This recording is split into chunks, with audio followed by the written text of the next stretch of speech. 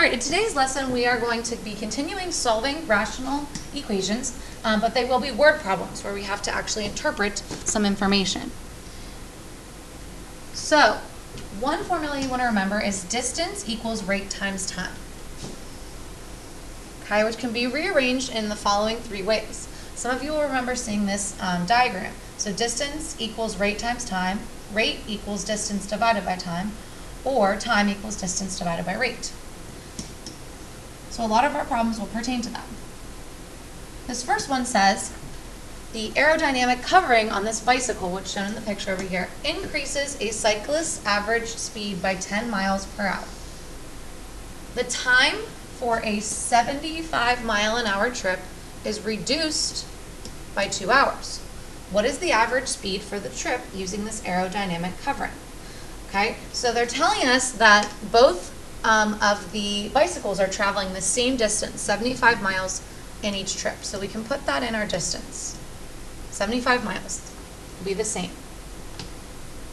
Now, the time, they tell us that if you have this aerodynamic covering, is reduced by 2 hours. So we can say the time without covering is t. The time with the covering, which is making it faster, will be t minus 2. So this is what we did first. This column we did second, so you're not always going in order. Now we're going to calculate the rate using our formula from up here. So we have distance equals rate times time.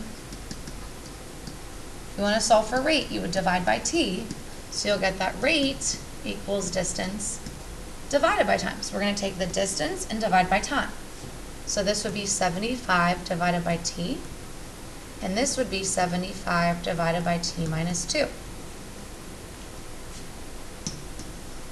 Now we're going to write our equation. You'll be able to see this. Now they told us that the covering on the bicycle increases your speed by 10 miles an hour.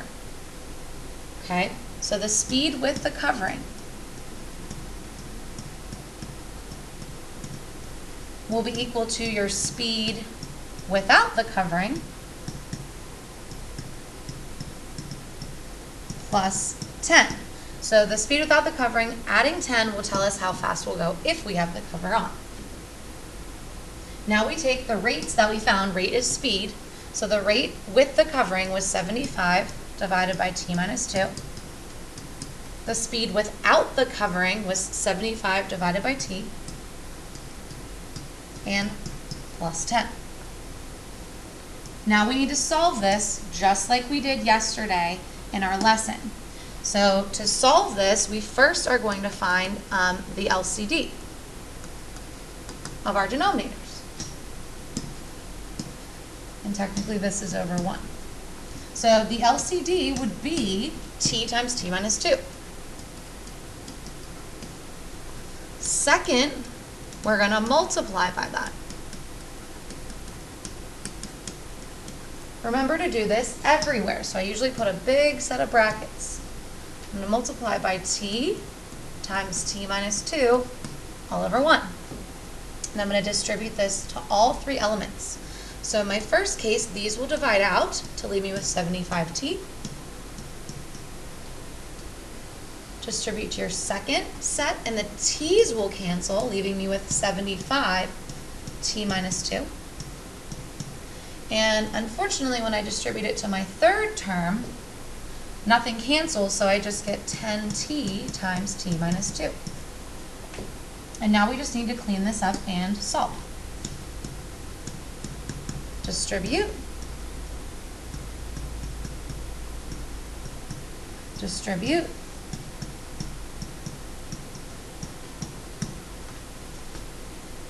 And we have a quadratic, so at this point we need to get this set equal to 0. So I would subtract 75t, which actually those will both clear to be 0.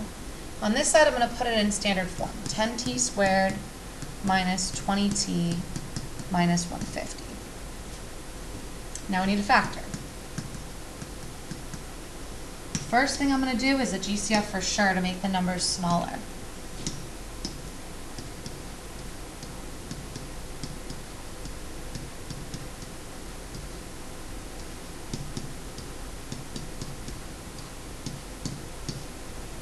numbers that multiply to negative 15 and add to 2, t minus 5 and t plus 3. Remember, this 10 is kind of irrelevant out here. You don't use it when you set it equal to 0. We'll get t equals 5, and we'll get t equals negative 3. We know time can't be negative, so we can eliminate that negative answer. So the answer is 5. They want us also to give the time for, oh, no, they want us to find the average speed. So we're actually going to take this 5, whoops, and we're going to plug it back in. Sometimes they just ask you for the time, but they actually ask you for the rate. So at this point, we're going to then plug this back in. So what's the average speed for the trip with the aerodynamic covering? So it would be 75 divided by 5 minus 2. 75 divided by 3. So our final answer is 25 miles per hour. Again, sometimes they will ask you for both, and if that was the case, you would also plug it in here and get your answer for without the covering. Now, what makes these tricky is that all of them are a little different, so that's why I've picked a couple to look through today. The next one says Rosa can jog 5 miles downhill, so downhill 5 miles, at the same time, so that's telling us the time is equal as it takes her to jog 3 miles uphill. So that will be 3 miles. If you want to put the units, you can.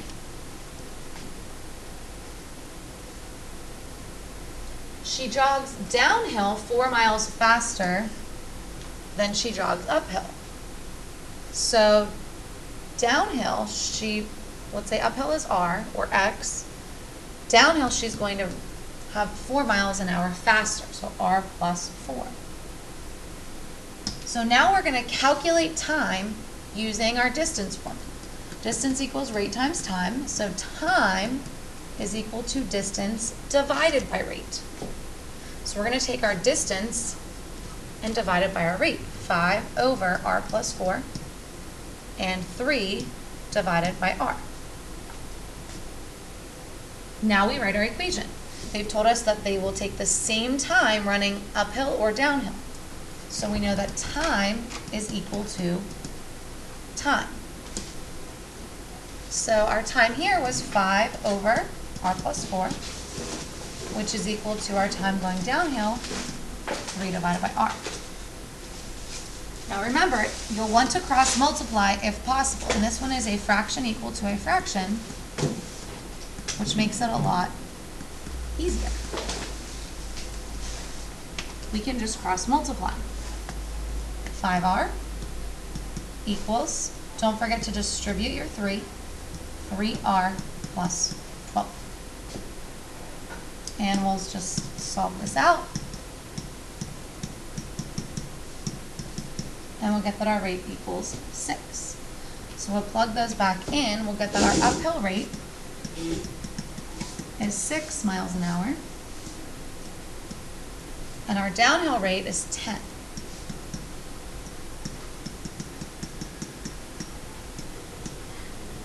They wanted to know her rate each way, so those are our two answers.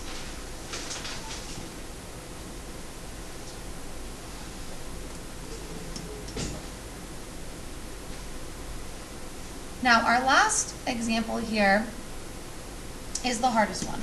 When we have a combined rate and an individual rate. So they tell us Tim can stuff envelopes 3 times as fast as his daughter, Georgia.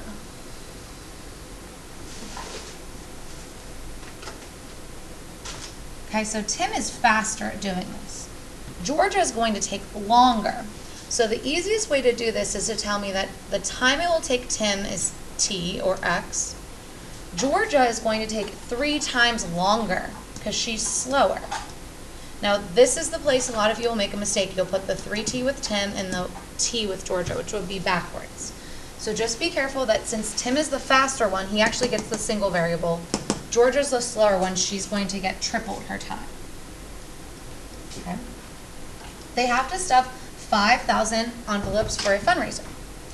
Working together, Tim and Georgia can complete the job in about 4 hours. So their combined time is 4 hours. How many hours would it take each of them if they were working alone? So what we're going to do now is we're going to calculate their rate. Now we're not using distance, rate, and time because this is not about distance. But the rate will be the number of envelopes total divided by their time. So the total number of envelopes they have to stuff is 5,000. So our rate for Tim would be 5,000 divided by T. For Georgia, 5,000 divided by 3T. Now for their combined rate, that would be 5,000 divided by their combined time, which was 4, which will get us 1,250. We can actually divide those. Now our equation over here is that if we're to add Tim's rate plus Georgia's rate, that has to get you your combined rate. So Tim's rate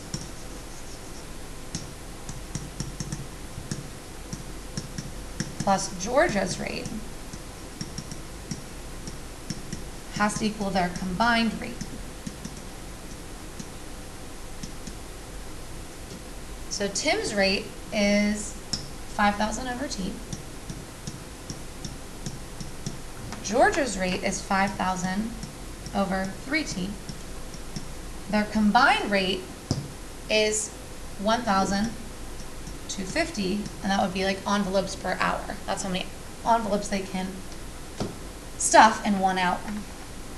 Now we're going to solve this like we did yesterday in class. We're going to find the least common denominator amongst our denominators, T and 3T. So our least common denominator is 3T. And we're going to multiply the whole thing,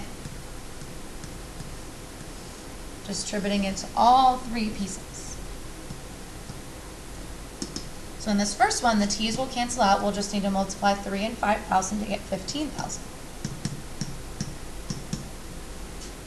The next one, when we distribute, the 3 T's will divide out, leaving us with just 5,000. And when we distribute it all the way over, we'll multiply 3 and 1250 to get 3750 T. Combine our like terms on the left, we'll get 20,000. And last but not least, divide.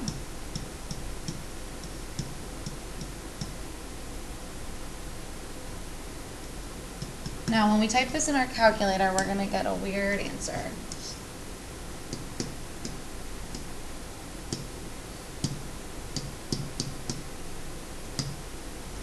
.3 repeating. So that's really 5 1/3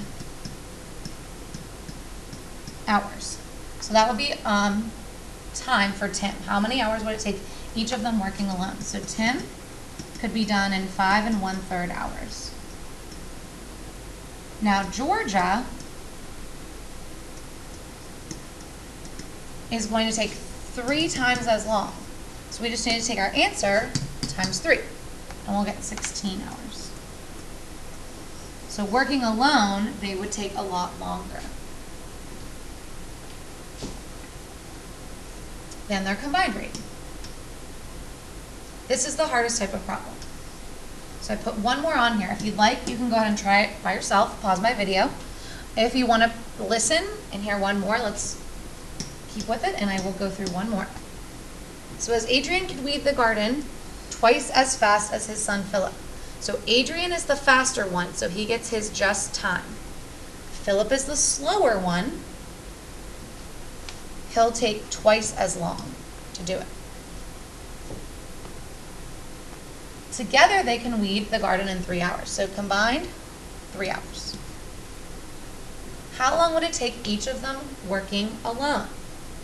Now this time they didn't tell us how many yards they're weeding or how many gardens. So this is really just one garden. Instead of the previous example, we had 5,000 envelopes In this case, we have 1 garden, or 1 yard.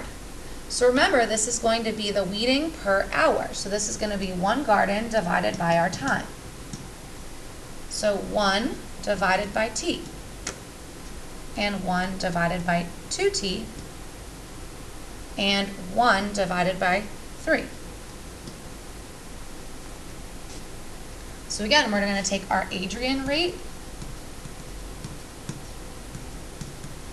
plus our Philip rate and tell us that has to equal their combined rate.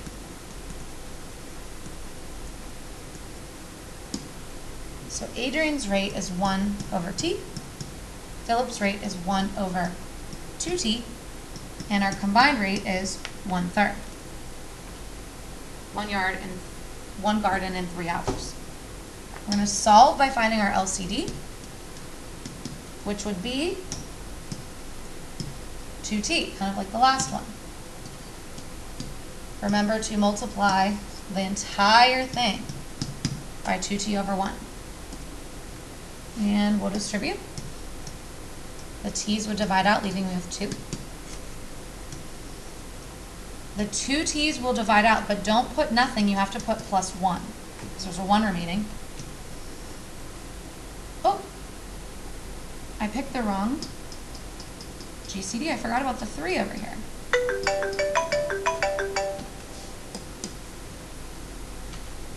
So our LCD was actually 6t. And if you make the mistake that I just made, you'll catch yourself because the denominators will not cancel out. So now we'll distribute this again, and we'll get 6. And when I do this, my t's are going to divide out. 6 divided by 2 is 3. And we'll distribute this over here, and I will get 6 divided by 3, which is 2t.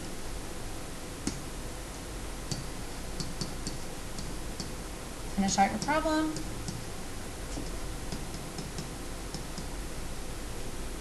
And we'll get t equals 4.5. So plugging that back in, they want to know how long I'm going to take each of them alone. Adrian is going to take 4.5 hours. And Philip is going to take twice as long, so we just have to double that, and he is going to take 9 hours.